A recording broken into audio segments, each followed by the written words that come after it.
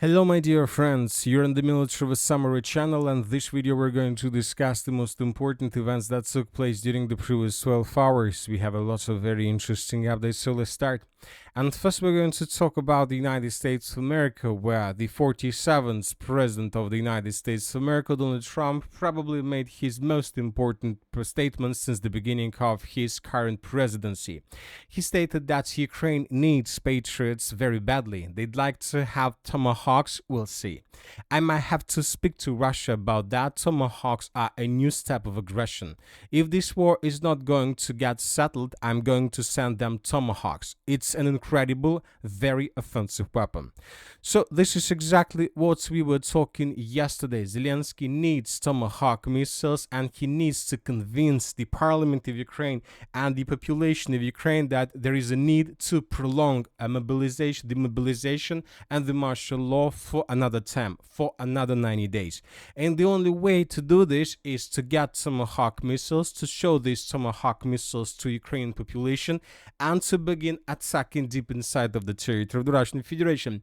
Probably this can convince the parliament and the population of Ukraine to prolong mobilization for another time. Ukraine will use Tomahawk missiles exclusively against Russian military targets if it receives these weapons. Even with all the pain from the loss of families, children, and military personnel, our people have never struck their civilians. This is a big difference between Ukraine and Russia. That was stated by Zelensky regarding Tomahawk missiles and what he is going to do with them. Russia is afraid. Zelensky admitted he again begged Trump for Tomahawks and Patriots.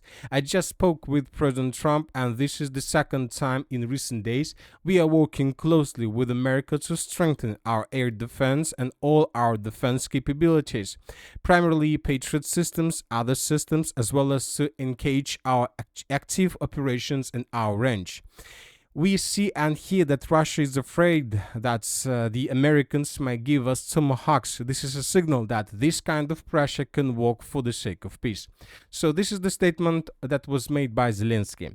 But I would like to remind you a very important thing, that Russia believes that if Tomahawk missiles are being launched in the direction of the Russian Federation, these Tomahawk missiles would be launched by American officers. Ukrainian officers and Ukrainian soldiers don't have skills to use Tomahawk missiles.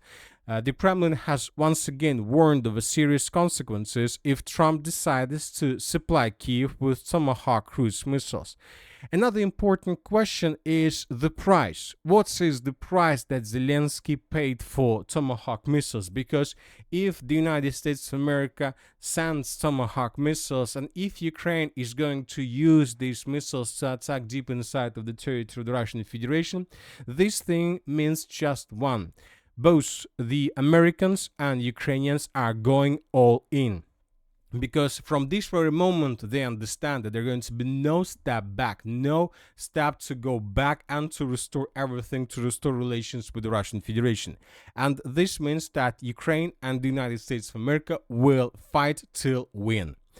And the question is, what is the price that Zelensky is going to pay for this? Because, and obviously this price is going to be very big, and we are not talking about rare minerals or rare resources. And the answer was also provided during the previous 24 hours by different independent resources. The armed forces of Ukraine will soon lower mobilization age by 1 year and mobilize 23 years old. By 2026, the mobilization age will be lowered to 23. There aren't enough people, but the line of combat engagement must be held. Infantry is essential. So as you can see, by the 2026, the Ukrainians are going to reduce the mobilization age by 1 year, and this is a very important step. But this is not enough. And this is not the price Zelensky is paying. The biggest price Zelensky is going to pay, it is already necessary to mobilize 16 and 18 years old and prepare them for war. It takes 5 years to properly train an assault soldier. So the Ukrainian resources are trying to tell us that most likely by the end of the 2027, Ukrainians will lower the mobilization age from 23 till 20 most likely, and by the end of 2028, they will lower the mobilization age till 18. And this is the price that Zelensky is paying for this all-in game. Now let's move further and let's discuss the situation on the ground. And first let's talk about the Zaporizhzhia direction where Russians continue their offensive operation. As for the previous 12 hours, we haven't received huge changes. There's just small change in the area of the settlement of Okhotia. Several neutral mappers reported that the Russians secured completely the territory of farms to the east of the settlement. Some neutral mappers also confirmed that there are very heavy clashes on the Ukrainian side of the river of Yanchul. At the same time, the Russians continue bombing and attacking the main supply lines that go in the direction of these two strongholds, the Uspenovka fortified area and the Poltavka fortified area, from the city by the name of Gulyai Polye. In this video, we can see attacks that were carried out by Russia on positions and lines of the armed forces of Ukraine.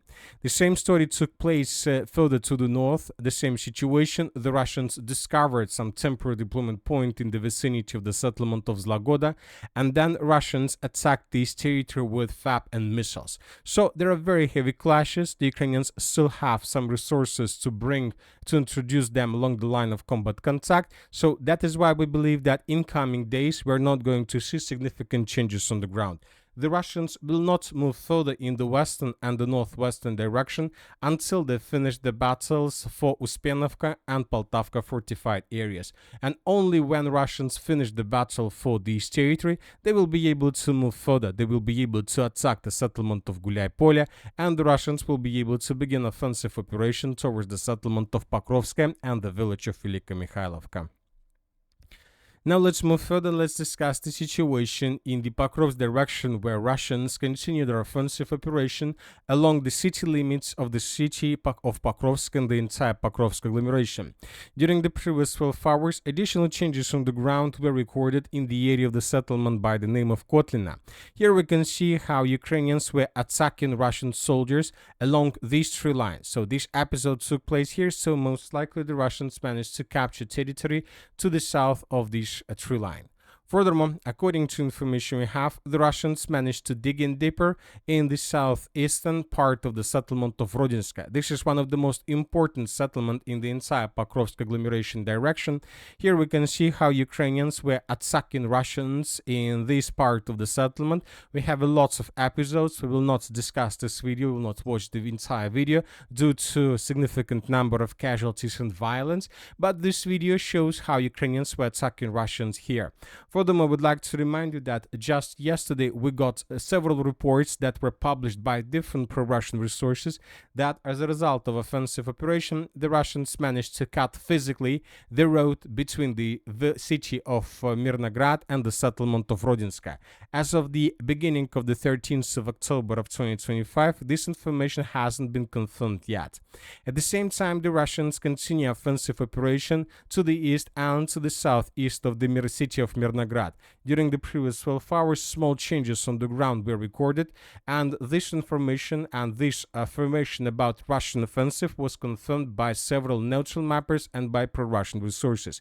So the battle for the settlement of Mirnograd has begun, so let's wait and see what is going to be next. At the same time, pro-Ukraine resources and pro-Ukraine mappers published some changes on the ground. And according to their information, during the previous 24-48 hours, the Ukrainians carried out another wave of counter-offensive operation. And as a result of this counter-offensive operation, the Ukrainians managed to improve their position significantly. As of now, we are not adjusting the map. We are analyzing this information because according to several military experts, this report that was published by pro-Ukraine resources is tasked to stabilize the situation, at least in the media sphere, because during the previous days we were receiving just updates that the Russians were attacking in this area, that the Russians secured the settlement of Volne, Russians secured the settlement of Zaporizhzhia, and we had videos that could confirm this information. And now pro-Ukrainians resources made completely opposite adjustments on their maps, so that is why it's very difficult to understand who to believe. So we will wait for more updates, and if we receive additional updates about this Ukraine counteroffensive, then we will adjust the map. As for the city of Konstantinovka, during the previous 24 hours, the Russians destroyed several temporary deployment points of the armed forces of Ukraine in the southwestern part of the city.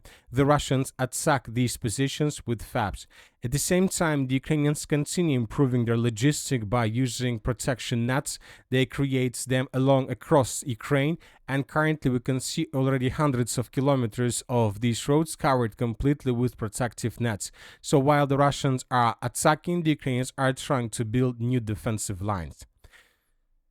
As for the city and Siversk-Leman direction, during the previous 24 hours, very heavy clashes were recorded across this direction. But as you can see, another day without changes. We are talking about, of course, confirmed changes. We're not talking about different changes that were provided by different resources.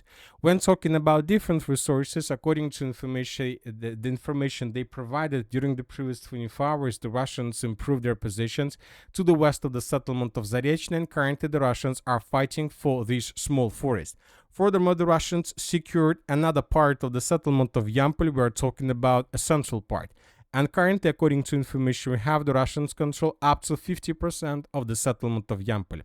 Furthermore, pro-Ukraine resources adjusted their maps between the settlements of Dronovka, Serebryanka, and Siversk. As you can see, now we have a very big gray zone in this area, which means that the Russians answered the settlement of Dronovka, and currently there are very heavy clashes for this territory. If this information is correct, very likely in coming days or maybe even hours, both the Minister of Defense of the Russian Federation or some pro-Russian resources will confirm control over this territory. And that's it for the short video. Military Summary channel reminds to condemn any violence in the world. Thank you for watching, subscribe to my channel, put your likes, join my Patreon, and have a good day. Bye bye.